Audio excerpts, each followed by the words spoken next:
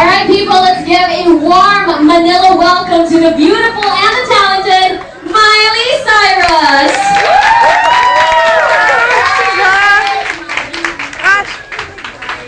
All right, Miley Cyrus, Nicole, yes, please take a seat.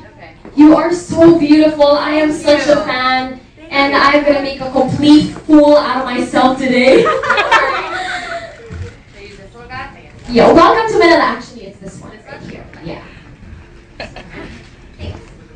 Welcome to Manila. How are you feeling? Good. I'm a little thrown off just because of the time difference, but it's awesome. I went to the show this morning and saw some of the fans, so it's gonna be awesome. Is this your first time? Yeah. My brother's been here before, so he told me that the crowd is awesome. We played the same place I'm playing tomorrow. How are you liking it so far? Have you been around? I haven't gotten too much time just because we got here so late last night, but after this is my last thing today, so we're just gonna go explore. My mom, the first thing she wants to do is go shopping, of course. So I'll probably end up doing that later. All right. Okay. Well, Miley, we have our friends from the press here, and we have a bunch of questions for you that we have in this bowl right here. Okay, I will pick a question and read it out and feel like you answer.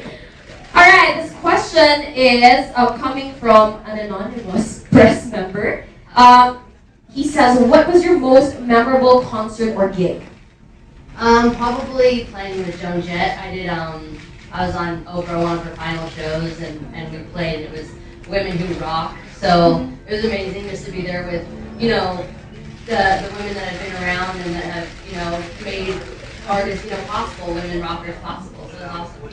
All right. Okay, let's move on to our next question.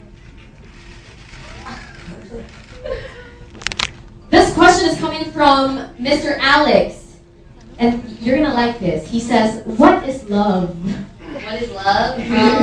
Love is someone that doesn't try to always give you the answers, but sometimes love is just listening, and that's something that I've learned a lot, is the thing that you need the most is just someone to listen sometimes, and friendship has to be the core of whatever kind of love you're looking for. Just trust and honesty. Trust is our glue. I just have a follow-up question to that. Is there anyone in particular that I'm in love with? Yeah. Who knows? Maybe. All right, let's move on to the next question. This is coming from Sire Arevalo, or Cine Arevalo. I hope I read it right. I'm so sorry. How do you find Manila so far? Just the fans have been amazing. I just went and did a show this morning and saw some of the fans, and they were all super stoked. They all had their signs, and it's just great. I think when people are excited, and I think it helps when it's your first time coming somewhere. It was that way in South America, and so we're looking forward to being here in the Philippines and then going to Australia. So you have how many more stops after the Philippines? I have a few shows in Australia, then I get to go home. So I've got some time actually when I go back home, which is great, but it's work hard, play hard. So I'm looking forward to this next kind of month and just getting to explore. All right. Okay. Our next question is a long one coming from Julian of Star Studio Magazine. You left Twitter a while back, but signed up for a new account when you started this new tour. What's changed about your tweeting style, and will you continue tweeting even after the tour ends? I think what changed was I shut my Twitter off just when I was home in LA for a few weeks after South America and before coming here. I think everything is okay in moderation, and just knowing that people don't have to know what I eat every day and what time I'm going to sleep and what I'm doing every second. I think it's really good for artists and especially musicians, just because you get a completely different connection with your fans and you feel like you really know them. But you don't have to tweet every single thing you're doing. You don't have to tweet about your private life because it's not private anymore and it's not personal. And I don't really care what someone is doing 24/7, and I don't think everyone cares what I'm doing 24/7. So I think just using it when it's that time to connect with your fans, and then you stop using it when it's time to disconnect and just be real for a little bit.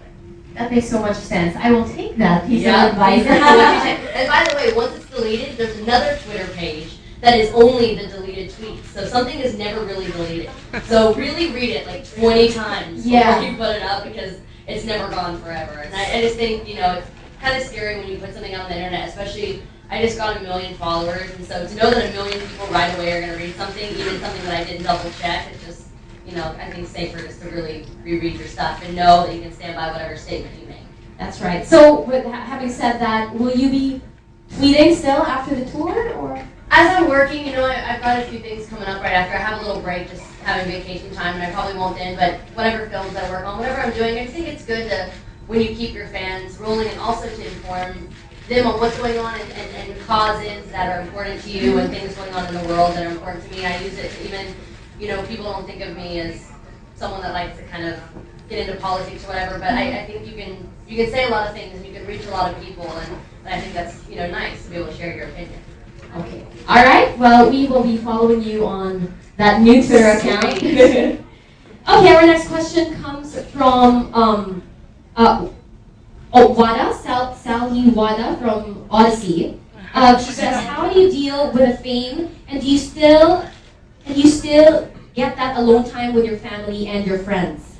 I make it super important to have that, and I think it's also, no matter what, you can't there's always going to be paparazzi, there's always going to be things like that, in LA, but I think you make it a limit and you know that here's my limit, I deserve respect, I am a person, and I think you just draw your boundaries and if you respect other people and you do it in a way that, is sweet and they don't want to, be mean to you or write bad things, but you just say, this is my family time, this is my friend time, and this is for me personally and for nobody else, and if they don't, follow the rules, then you get into some problems. But I think just making sure you separate that, and if you demand respect, you get it.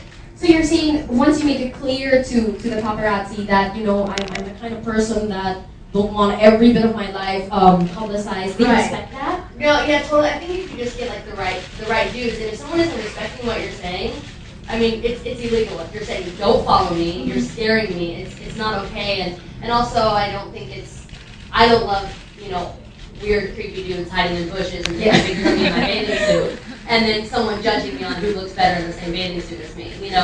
That's stupid and it's ignorant, and it's such a waste of space. There's so many great things out there to read. You spend your time reading that. It's like, I don't know. I just think it's super important just to kind of block that out, especially if you're in my position, because it sucks. All right. Okay. Well, we definitely have friendly press here in the Philippines, so that shouldn't be a problem for you. Okay, our next question comes from Clara Nuevo from Meg Magazine. She says, at 18, you've already done a lot and traveled the world. Do you ever get tired of or stressed? Have you ever wanted to take a break from it all? You know what? I don't really get stressed in my work as much as sometimes I do. I think life in general is actually harder than what I do because constantly I'm just creating, and if I'm creating, I'm happy. There's always going to be times where you don't understand, why things are said about you, or sometimes people just don't get it. But as an artist, that's our job to create what we love and what we want to say. And so I think life, just the silly things in life, the things that you shouldn't sweat the small stuff. And I tend to do that sometimes, and I have to remind myself, okay, I've dealt with so many bigger challenges. It's not as important, you know what I mean? And so I guess kind of life gives me more stress than actual work. So you've never reached a breaking point where you said, you know what, all this ain't worth it. You've never reached that. I don't think when I'm performing, I just remember that feeling, and I know it's worth it.